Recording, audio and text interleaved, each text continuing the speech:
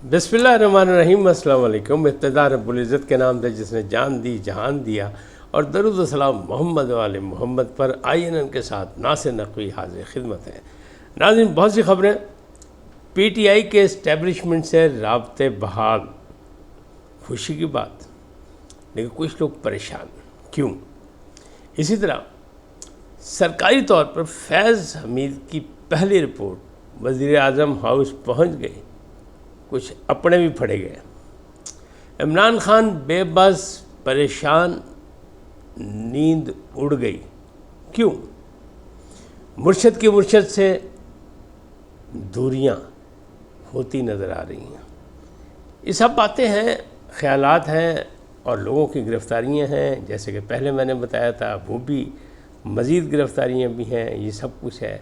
और जलसे की मुलतवी होने की वजह तरनोल के, उस पर बहुत सी क़यासार आई हैं, बहुत सी लड़ाइयाँ हैं, बहुत से झगड़े हैं।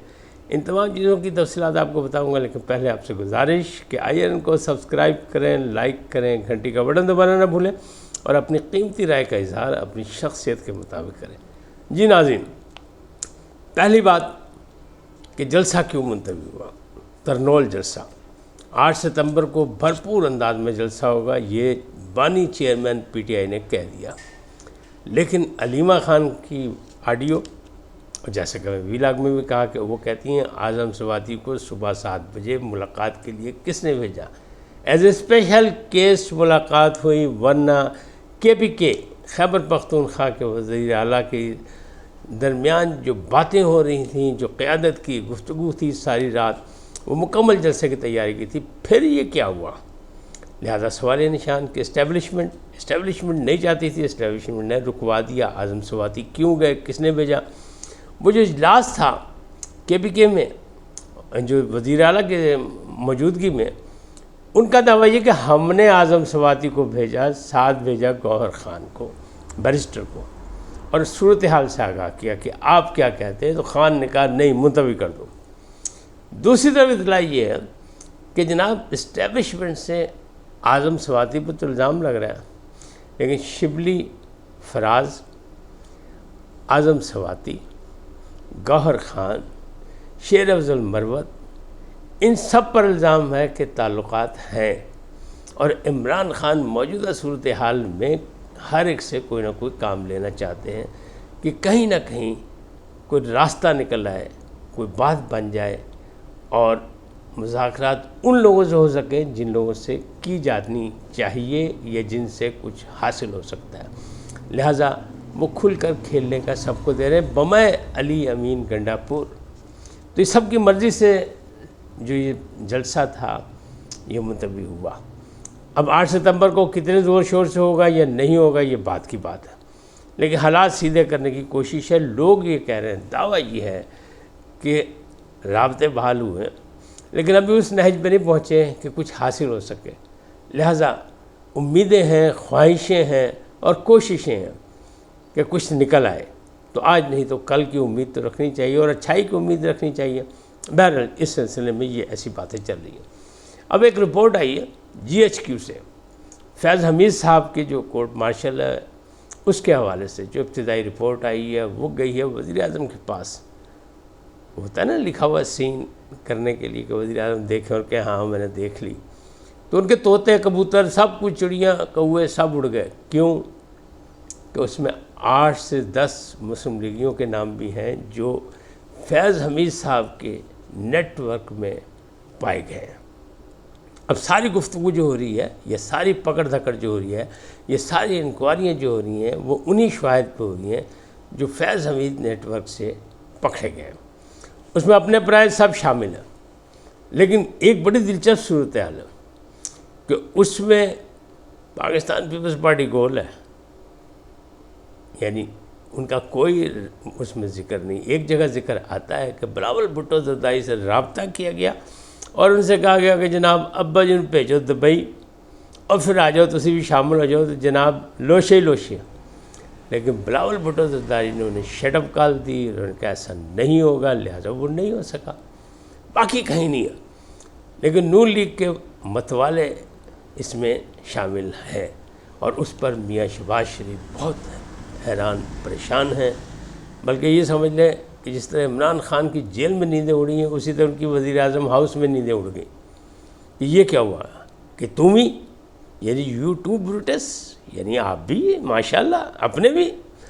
بہرحال بنتا تو ہے کہ اس صورتحال میں جب بحرانی کیفیت میں آپ ہوں، حکومت آپ سے چلانی مشکل ہو رہی ہو، معاشی صورتحال بہتر نہ ہو، لیکن وزیر اعظم خوش ہیں اس لیے کہ انہوں نے کہا کہ ہم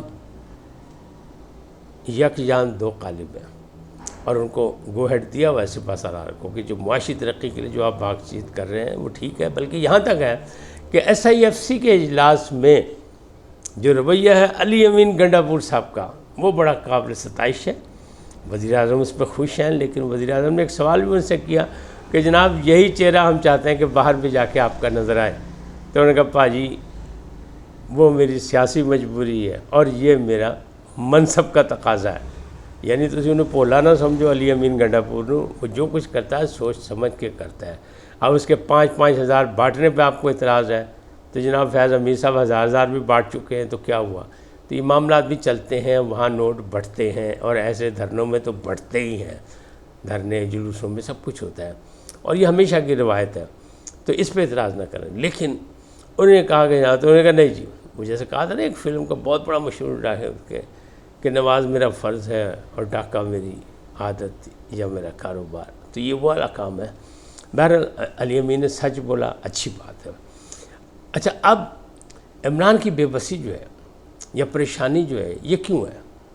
کچھ ذرائع کا دعویٰ یہ ہے کہ بی بی بشریٰ سے ان کے تعلقات اب کو اچھے نہیں ہیں، اور جو پیغام رسانی ہوتی تھی وہ بھی، اس کا بھی خاتمہ ہو گیا، کیونکہ بہت سے لوگ پکڑے گئے، سویپر سے لے کے ڈپٹی سپرنٹینڈنٹ تک پکڑے گئے ہیں، ڈپٹی جیلر صاحب پکڑے گئے. وہ جو محمد اکرم صاحب نے بڑے وہ کہتے ہیں لنکا ڈھائی ہے، بہت سے راز بتائے ہیں، تو اس پہ کارروائی ہوئی، اور پھر چھوٹے بڑے افسر سارے جیل کے بھی پکڑے گئے، تبدیل بھی کر دیے گئے، اور ابھی بھی ان سے پوچھ گچھ جاری ہے. بہت سے لوگ ہیں، یہ درجنوں لوگ ہیں، تو اس سے بھی وہ پریشان ہیں.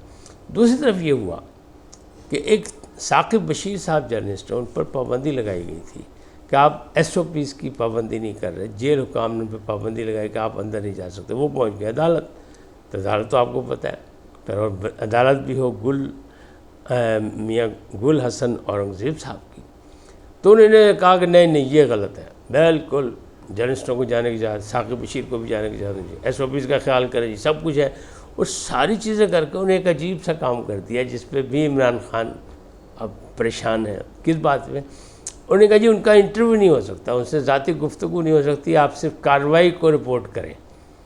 یہ مطلب ہے وہ جو میڈیا گفتگو نہیں جیسے بڑیاں چھڑتے سن کہ میرا فیض حمید سے کوئی تعلق نہیں. پھر انہوں نے کہا فیض حمید اثاثہ تھے، ضائع ہو گئے.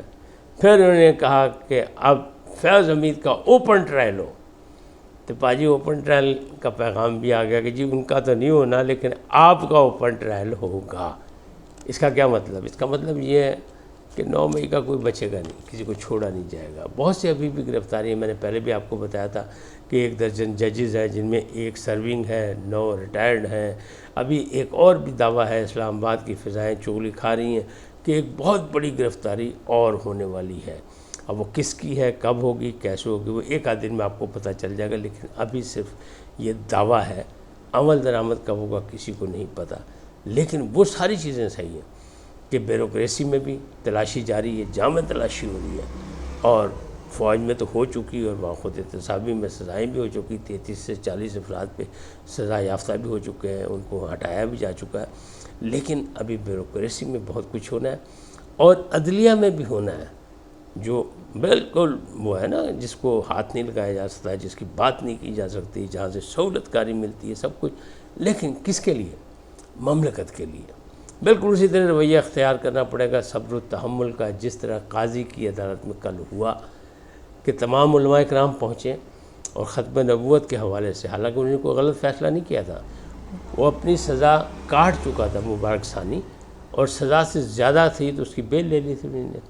لیکن اب ایک جامع اس کا رزلٹ کیا نکلا کہ سب اکٹھے ہو کے جب پہنچے تو ایک سب سے معاونت و مشاورت کی گئی، اور اس کے بعد ان کی منشا و مرضی کے مطابق جن میں تمام مکتب فکر کے لوگ موجود تھے وہاں نوک جھوک بھی ہوئی، اپنے اپنے دلائل دیے، اور پھر وہ قابل اعتراض جو پیراگراف تھے ان کو حذف کرنے کا فیصلہ کر لیا گیا۔ اور قاضی صاحب نے باقاعدہ ابھی بھی یہی کہا ہے کہ نظر ثانی ہونی چاہیے، غلطی کسی سے بھی ہو سکتی ہے، انسان غلطی کا پتلا ہے، غلط فیصلہ ہے، لیکن اس کا ازالہ تو ہو سکتا ہے۔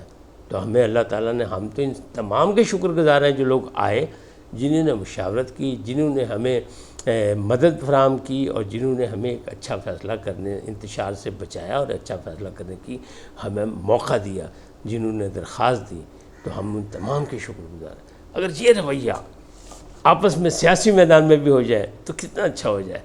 اب آپ یہ دیکھیں کہ تحریک تحفظ آئین پاکستان، جس کے اچکزئی صاحب سربراہ ہیں، انہوں نے آج ایک اجلاس بلایا، اور حالات یہ ہیں کہ اس میں انہوں نے اپنی اتحادی جماعتوں کو دعوت دی، لیکن پی ٹی آئی کو نہیں بلایا۔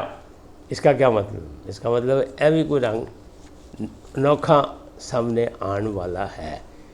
اس وقت اتنا ہی، پھر ملیں گے نئے موضوع کے ساتھ۔ جاتے جاتے آپ سے درخواست، آئیے ان کو سبسکرائب کریں، لائک کریں، گھنٹی کا بٹن دبانا نہ بھولیں، اور اپنی قیمتی رائے کا اظہار اپنی شخصیت کے مطابق کریں۔ سدا سلامت رہیں۔